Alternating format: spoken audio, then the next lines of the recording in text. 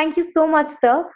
Thank you so much for this really, really insightful webinar. Very, very informative and so very relevant to our times, Mm. particularly in these pandemic times. I think stress management is something which all of us need to face and master at several levels. Particularly your physiological uh, focus on stress, the very important difference between stress and anxiety that you talked about, the way in which you delineated the signs and symptoms of stress. And I think our greatest takeaway from this webinar would be the importance of building resilience and flexible thinking. That is so very important, something that we often fail at, and maybe we judge ourselves too much, too strictly, Yes. or too harshly. So these are very, very important takeaways from your talk today. It was very enlightening, and I believe although we are, as a triple major department, psychology is one of our majors, and I believe some of our students would be acquainted with some of the concepts that you talked about, but not all of them.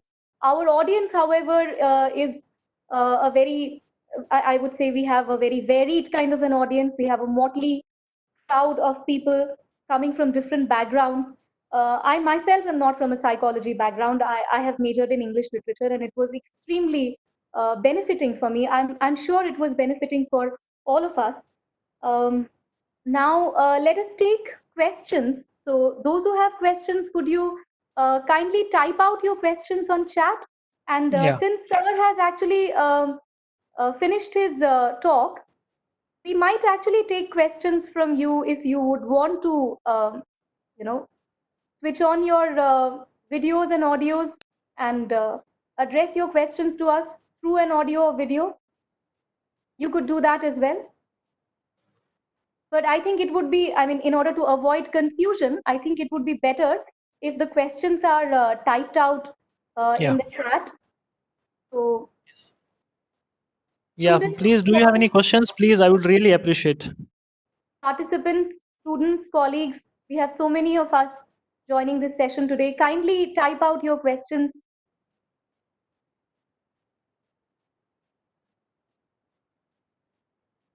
Ms. Vandana says that it was a wonderful session, and she thanks you for this relevant Oh, thank you session. very much. Thank you very much. Any confusions also, like you can, if you have any confusion or you are not able to understand some concepts, you can just type it, and I will be in a position to elaborate. Ms. Saras Chandra also says that this was a very relevant session. I think we cannot overemphasize the relevance of the session. Indeed, this was so much the need of the hour, I must say. Thank you. Deepti appreciates your efforts. Okay. Satya Priya says that it will take some time. Let me read this out. It will take some time to get back to normal life after this pandemic situation. How to manage the things once the normal life starts, as now we are staying at home. So, how it will be again getting back to work. So, I believe Satya Priya is asking for certain tips about getting back to regular life after these stressful times get over. Maybe Yeah, stress yeah, management after we get back yeah. to normalcy. Yeah. So, That's a very, very good question, and that's a very, very relevant question. That's why I devoted most of my time in addressing the thinking errors. I was talking about, I did in a detail talked about the thinking errors. Now the question is, like, once the lockdown is lifted, how we'll be able to resume our day-to-day activities? So the answer to that question is, this is the time, this is the opportunity where we can really prepare ourselves to resume our work. We don't have to wait, okay, the lockdown will be lifted, then we have to resume our work. No, we have to make some necessary preparations. If we feel like, we are involved in some negative thinking, or we have some thinking errors, or we have some unhelpful habits, this is the time, this is the opportunity where you can really establish very good habits. You can work on so many different productive things, so that you are in a better position, so that you are in a better position to resume your day-to-day activities once the lockdown is announced.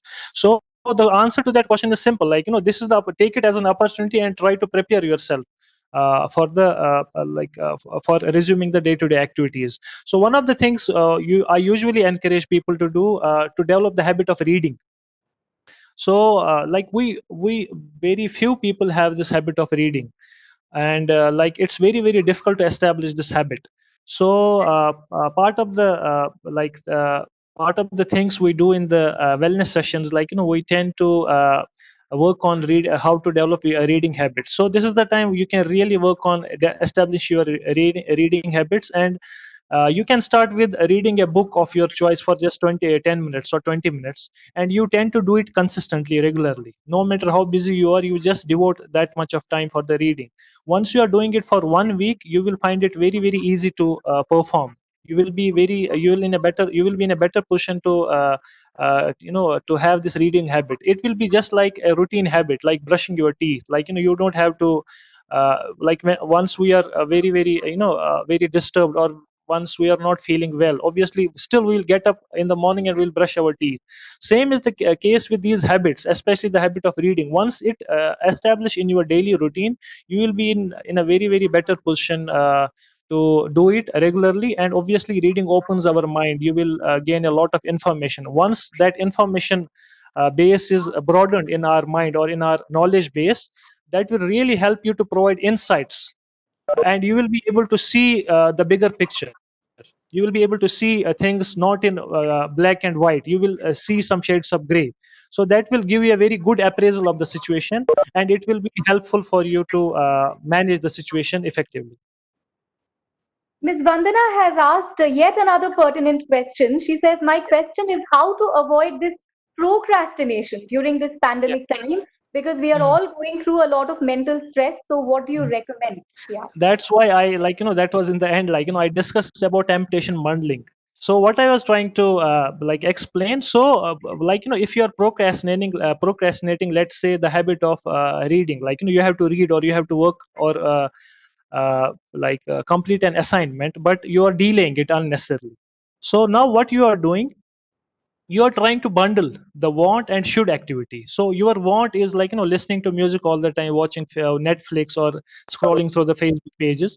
Now you tend to bundle the want activity with the should activity. So if you are if you are very fond of listening to music, or if you are very fond of watching Netflix, or you have a very entertaining time in discussing your issues with the friends, that can also be a want activity.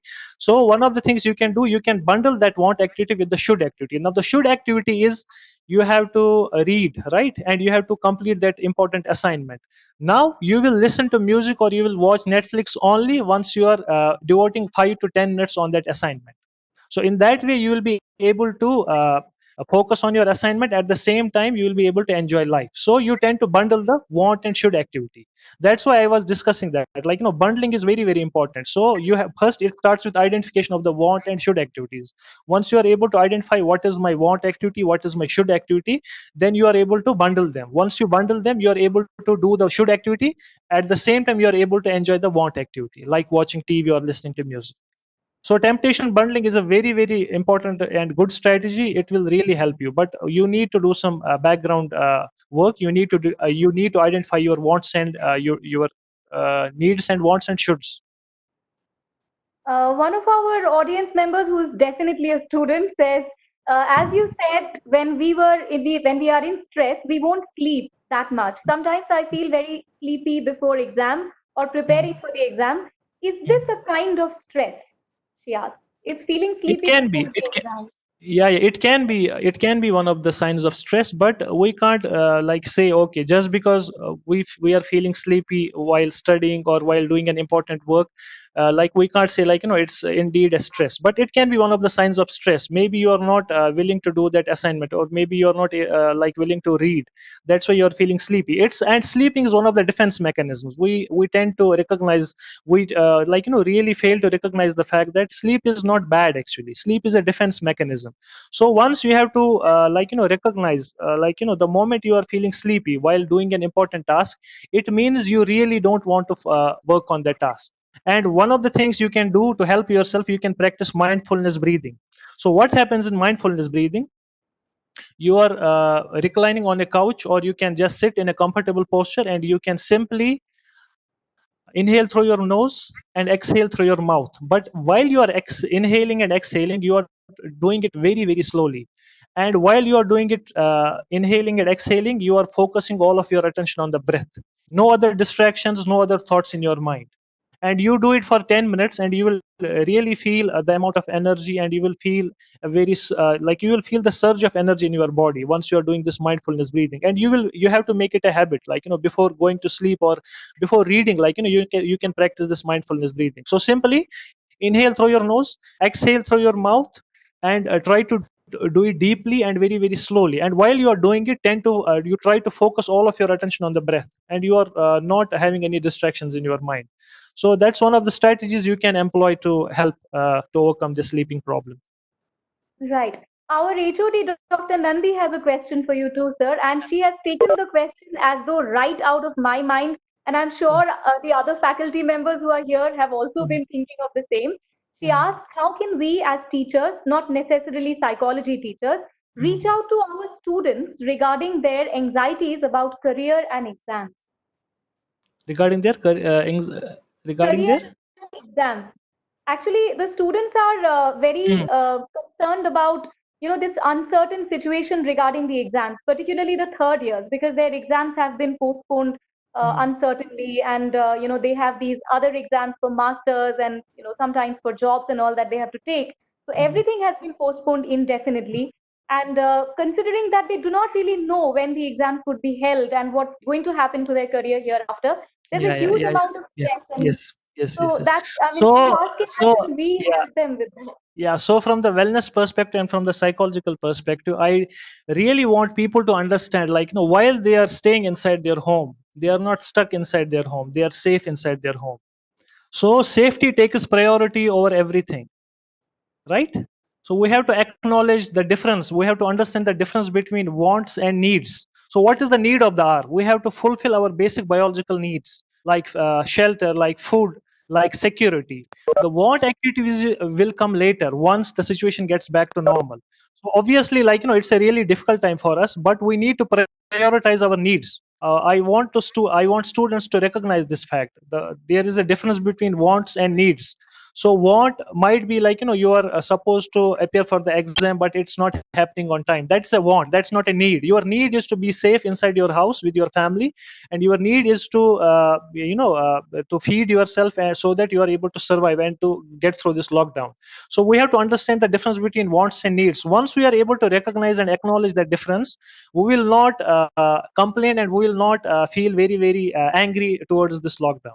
So students need to learn this fact, like, there's a difference between wants and needs. We can do it later, but the priority of the hour is to fulfill our needs, the basic biological needs for survival. Want activities we can do later. So this is the thing you can, like, convey to your students, like, first your safety is important, then exam will come later. It will happen, but your safety is the most important thing. Right, sir. Yeah, Another of our HODs, who is yeah. the HOD of the Commerce Honors Department, Mrs. Saras Chandra, she also asks a question, predictably enough, about the students, but a different aspect. She asks, how can we motivate students and bring them back to the normal situation? Students are spending most of their nights playing online games. How can Yeah. we bring them back to the normal situation? That's true, actually. Yes, yes. As somebody asked about procrastination also, it Mhm. is happening that I don't know whether to relieve stress or whatever, they are actually concentrating mostly on actually it's yeah, yeah, actually it's something which is internal, like, we don't have a control over this fact. Like, we see, like, it's like a pandemic. There is one more pandemic, that is the pandemic of online games, right? We are all suffering from the pandemic, but it starts with within, like, as I was discussing, like, it starts with the thinking patterns, the thinking errors, and it starts with managing procrastination. So procrastination is like a disease, really. So, and online games, like, why do they, like, happen, why do people engage in online games all the time? Because they have very very short term rewards, and we don't we don't want to wait for the long term rewards. Obviously exam, obviously writing an exam and getting a good grade, it's also a very good thing, like, but the reward for that is long term, it's not short term. So we need to analyze this fact that, like, short like online games provide short term rewards, but we can employ strategies where we can really use reinforcement strategies, so that people are not engaging themselves in these unhelpful habits. So, but again, it starts with addressing the thinking errors and managing procrastination. and we don't really have a control over this situation. It like it should happen at all the levels, like the at the school level, at the college level, at the familial level, also at the individual level also. So we need to focus on these strategies. Like procrastination leads to this pandemic actually. So we need to focus on the we need to address the procrastination. Then only we'll be able to address this issue or solve this issue. Right, sir. Yeah. One of our students of our department, she's asking a rather important question. She says, do you have any tips to tackle stress induced by reading news every day? I think that's a Inducement. question all of us want to ask. Yes, yes, that's Induced a by very, reading news yeah, every day. yeah, that's We a read very news relevant question. numbers every day, isn't it? Yeah, Numbers yeah, yeah. increasing. That's a very, very good question, and I want to answer in one line. Seek only that news which is making you feel good. We have to seek those news sources which are like providing authentic information, and which are not scaring the masses, and which are providing which are following the guidelines. It's not like somebody is posting a video and they are claiming to have a cure for coronavirus, and they are scaring us like it will be a very huge pandemic, it will be more worse than the Spanish flu. But see, this is in our control. So the content which we are seeing on the screen, it's controlling us, but we should control that. So we need to recognize the fact that content should not control us. We have a control over the content. So we have the choice, and we have the like privilege of watching anything on Facebook or on this YouTube. So you have to make a choice whether you are following that news, or whether you are seeking that news which is making you feel anxious, or whether you are seeking that news which is providing the correct information, and which is portraying the correct picture of the lockdown. So the choice is always yours. You can make that choice whether to seek positive news, or whether to seek negative news. So that is one thing you can help yourself to deal with this issue. Seeking Right, sir. positive news, right? Right. Yeah. Ms. Sarita Tagore and Dr. S. Nagamanju sent you their appreciation for the Thank you very session. They much. have both enjoyed the session very Thank you much. very much. Uh, Thank you very yes, much. he says very patient in answer. He appreciates you for being patient in answering every query, and he thanks us as well, the organizing team, for this. Okay, Thank you I very think much. Satya Priya has another question, Sure. or is it a comment? And as you mentioned about journal writing, she Yeah. says, I do that every day. It's very useful to know about our routine, and how can we inculcate this habit in students? She asks.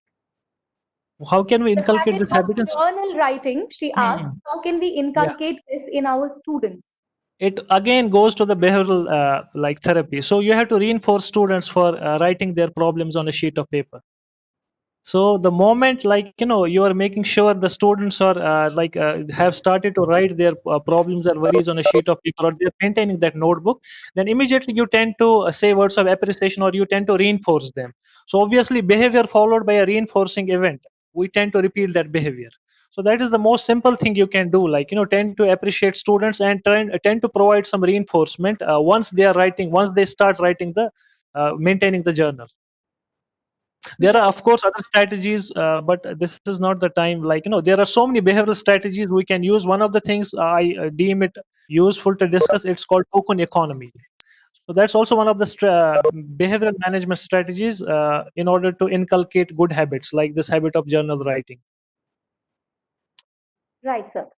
Miss Anvesha asks, how can one deal with economic stress faced due to the pandemic? Economic Yeah, stress. economic stress, right? Economic stress, yes. She's asking for ways to tackle stress caused by economic issues, which Yeah, I yeah, think yeah. So many of us are facing. again the conversation will go back to the understanding between needs and wants, right? So we need to understand the difference between, and we need to acknowledge the fact that we have needs and we have wants. So our needs will take priority, and our wants will be later fulfilled. So we need to understand this fact. Of course it's difficult, nobody disagrees with the fact that we have this economic hardship going on, especially in the lower strata of the society, like the laborers or the workers who are suffering like anything. But right now, the need of the hour is we have to differentiate between this thing, our needs take priority or everything else. Obviously we'll be able to bring back economy to normal or to optimal level, but once we are not able to fulfill our needs, we are losing important resources. That is the human resource, right? So need of the hour is to save the lives, and don't worry about the financial aspects of this. So even if your financial like resources are getting drained at the cost of saving lives, you don't need to worry, because saving lives morally and like in everyone's perspective, it's a very very good and right thing to do. So it will take precedence. Our safety, our survival take precedence over the economic hardships. We will try to overcome that later, but right now the priorities are our survival, right? Right, sir.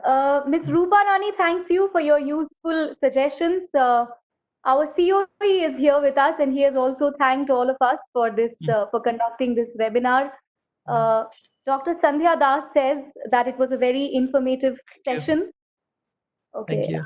We also have Manali Bose thanking us for such a relevant and enriching session. Thank you Um, very much. there's someone whose username is KY. I'm unable to figure out the full name, who also says that it was a very informative session and thanks you. Thank Uh, you. so does Rachna.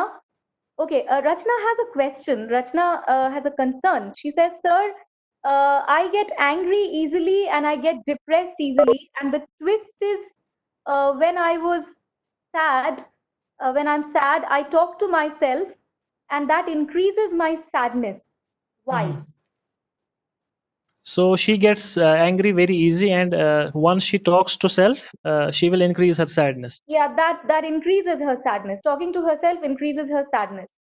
She's Mhm. asking for help. So it again goes back to the thinking errors. Like, most of the times our sadness or our angry, this anger is due to the faulty appraisal of the situation. So obviously, when we appraise a situation which is threatening or which is very very disrespectful, we will tend to feel anger. But once we are in a position to appraise the situation in a more positive way, we will not face this issue. Like, we will. And that's the reason I was talking about that emotional reasoning. So we, based on our feelings, we are appraising the situation. Now you have to dig deep, and you have to figure out, like, if you are feeling angry, is it relevant to the situation? So if it is not relevant to the situation, what makes you feel angry? Like, what is the reason? Like, you have to, like, pose challenging questions. That's what we do in sessions, in wellness sessions. When we tend to challenge the negative thinking patterns of the client, we tend to raise objections about the negative beliefs or the behaviors which are unhelpful. Like, what is leading to anger?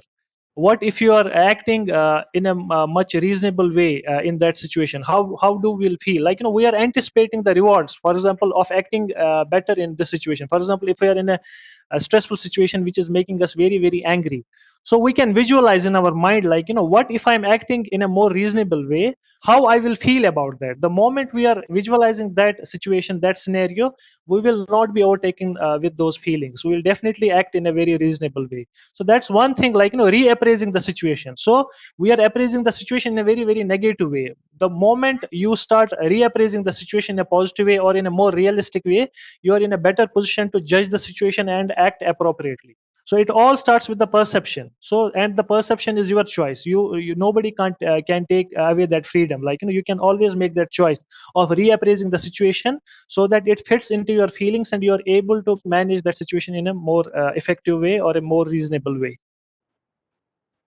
Right, that's a very good suggestion, sir. I think we all have so much to learn from this, including the adults. This was a Yeah. student, but I think the older, maturer adults also have so much to learn Mhm. from this. A lot of our users are thanking you repeatedly for your useful Thank you very much. suggestions. Mhm. Miss Rupa Rani has asked a rather fearful question, or a rather scary question. She says, Mhm. if we have to live with Corona, what are Mhm. the suggestions? I presume If we she have wants to ask that if we have to live with Corona, what are the suggestions? I presume she's trying to ask that, if this is going to happen on a long-term basis, for a really long time, then how do we focus deal on with your it? mental resilience. Employ all the resources you have in place, and try to build your mental resilience. Again, it's very very difficult, but this is the time. You have got a lot of time. We have got a lot of time at our disposal. This is the time where you can really like work on your mental resilience. Once you are building your mental resilience, and you have developed a very strong support network around you, again, that's not a sign of weakness. Like, we all need to seek help from our nears and dears. So first, focus on your mental resilience by learning strategies which will improve your mental resilience, and at the same time develop a support network around you, so that when you are in a very distressful situation, even when you have to live with corona, you have a very well placed support system around you, so that you can seek support from that support system. It can be professionals, it can be family, it can be community members, it can be religious figures, it can be political leaders as well. So the moment you are developing a support system around you, you feel a sense of security, you feel a sense of safety, because you will unconsciously consciously anticipate, okay, even if I am landing into a very very troublesome situation, I have a very good support system in place. I will seek support from that support system, and I will be able to manage my difficult situation in a better way.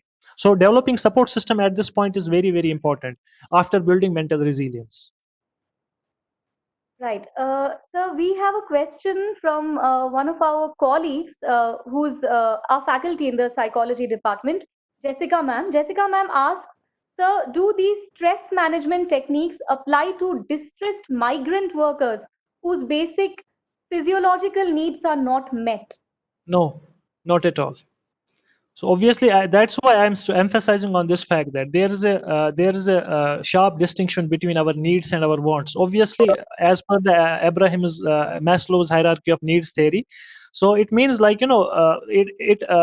it implies that, once your physiological needs are not met, the physiological needs of food, shelter, or other biological needs, you will not be going to higher needs. You will not move up the hierarchy. Obviously, it will not definitely apply to the migrant workers. That's why we emphasize on the fact that, once we are our physiological needs are met, the needs for food, shelter, and safety, then we can move on to next needs. We can move on to wants, our wishes. Definitely it will not apply to the migrant workers, because the priority, we have to meet their physiological needs.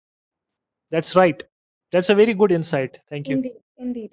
Khushbu, one of our students asks, Sir, you mentioned about maintaining a journal and reflecting upon it. How do we improve with the recurring problems? Khushbu, I believe we could do with a little more clarity in the question. Are you talking about recording the recurring problems in the journal, or are you talking about, continuing with the good journal habit? I'm afraid the question isn't very clear. Sir, I'm reading out the question to you once again in case Yeah. it's clear to you. Kindly answer. Mm. Khushbu says, Sir, you mentioned about maintaining a journal and reflecting upon it. How do we improve with the recurring problems? Yeah. So maintaining a journal is also only one of the strategies. This is not the only strategy we will employ to manage our day-to-day problems. So for recurring problems, we need to focus on other things, like, reappraising the situation, as I was discussing earlier, and seeking support from professionals, and building a support network. Once again, it's not a new thing. We don't have a magic wand. We have to no employ the existing resources from the society and from our own selves, and employ those resources to help ourselves. So maintaining a journal is not the only strategy, it is one of the strategies. So if you have recurring problems, you can employ other strategies. For example, trying to identify your thinking errors, and trying to address your or challenge your thinking errors, or trying mindfulness before going to bed, or you can also do a workout, start a workout, or you can do a you can start a physical workout. And one of the good things about physical workout is, obviously, a lot of people have mistaken physical workout for by they mistake physical workout by saying that physical workout is only for good for the physical health. No, it's good for the mental health as well. The moment you induce relaxation into your body by moving your limbs, by moving your muscles, you are inducing a relaxation into your whole body, and you are having that pleasurable sensation, and that makes you feel good about yourself. So physical workout is a very good strategy you can employ to improve your mental health. So journaling is also very good, but sometimes it might not be applicable. We can employ other strategies to help ourselves. Right. So, words of thanks and appreciation are flowing in from our audience members. I'll, however, concentrate only on the questions since we are running short of time. Yeah. Our student Hemant Reddy, who is also our head boy, by the way, he asks you, Mhm. first of all, he thanks you. He says it was a very informative and helpful session. I understood your point regarding change of perception that we are safe and healthy inside. But he asks, from the past 50 days, we are staying indoors, which is affecting our sleep cycles and food habits, leading to anxiety. So, how can we overcome this anxiety staying indoors? Yeah, that's a very good question. So, one of the strategies you can employ, you can maintain a routine. You can really work on maintaining a routine. So, what happens once you maintain a routine? So again, like these complaints are very very common. Like when I am having sessions with my clients, so they will say like we are feeling very bored or frustrated. We are having sleep problems, or we are not able to have food at a proper time. We are not able to follow a routine. So the only solution is we have to follow a routine. Getting up early, like at a specified time in the morning, setting goals for the day. That's very very important.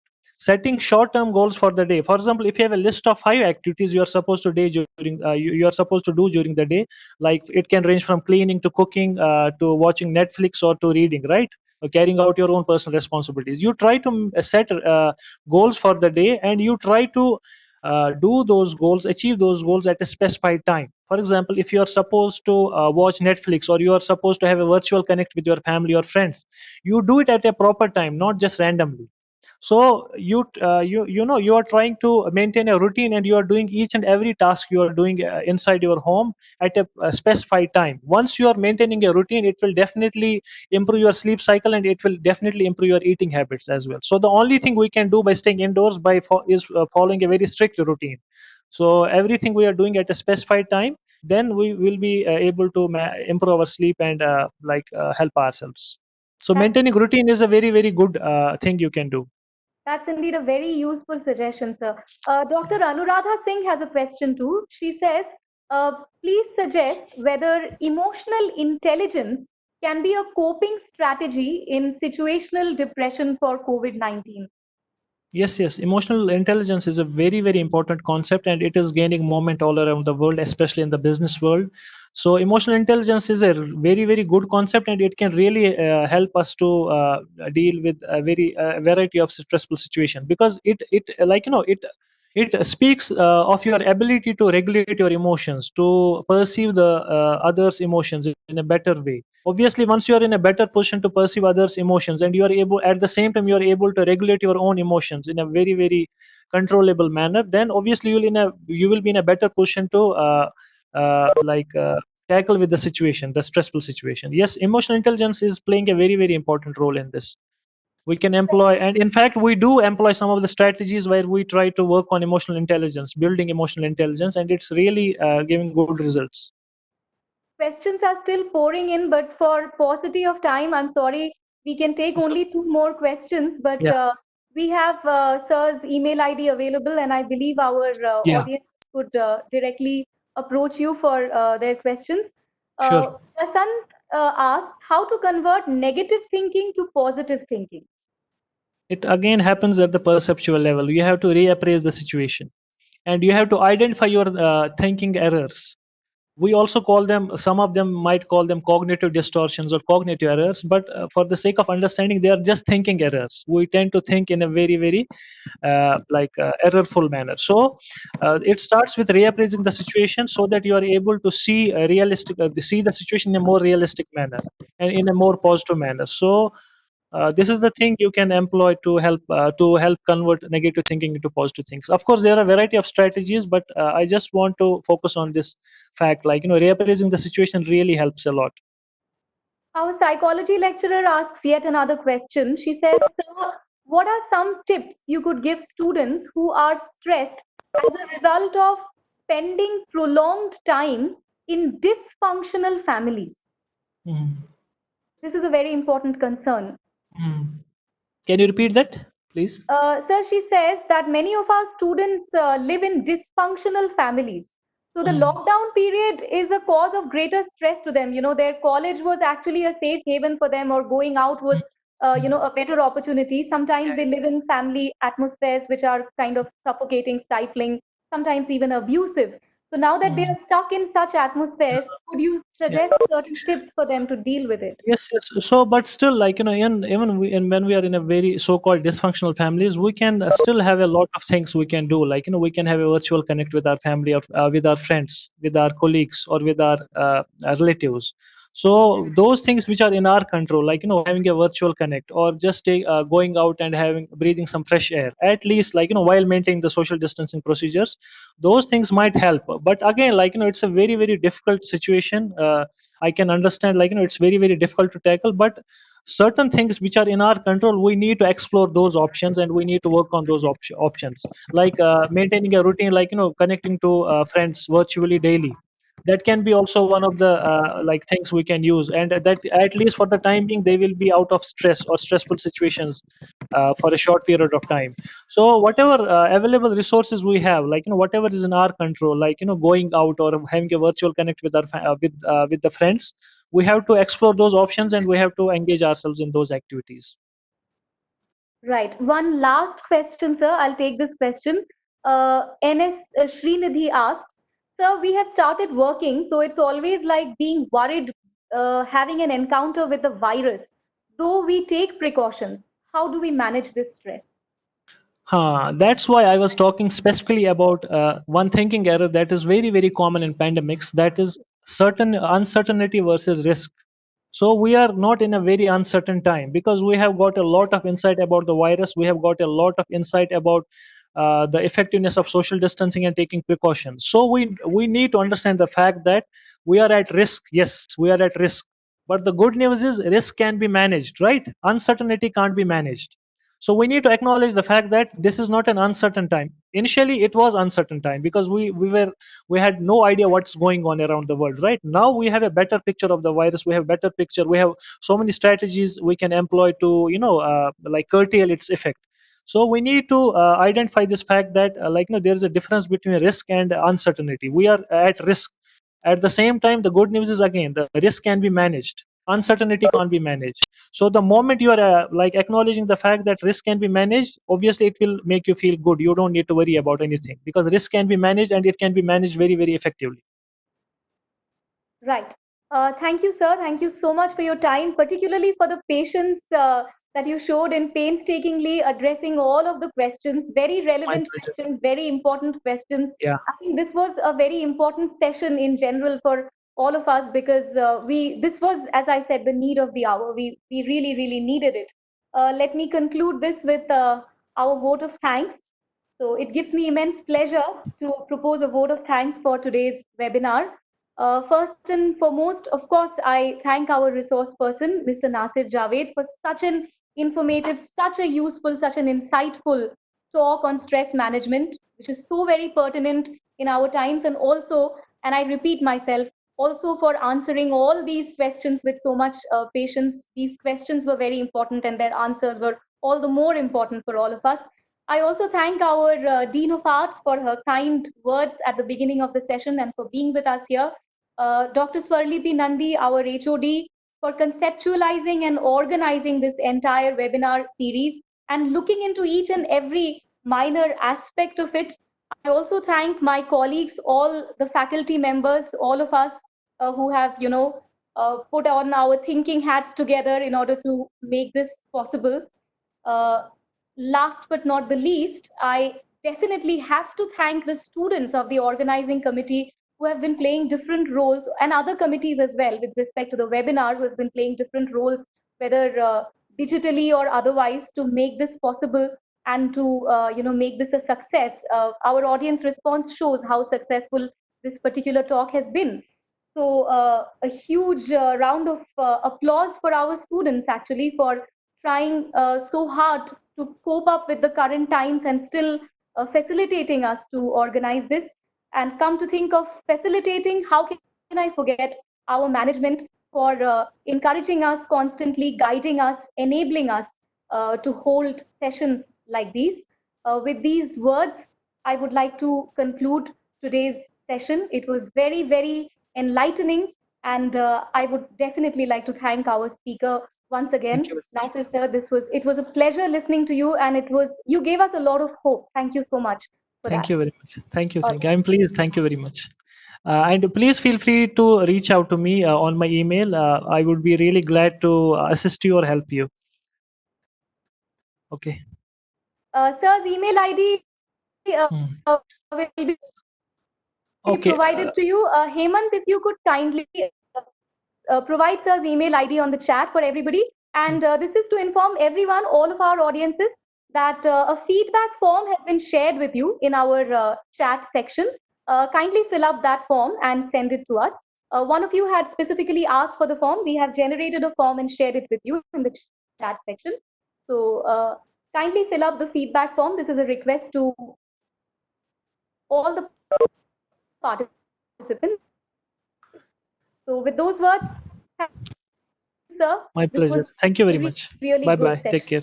Thank you.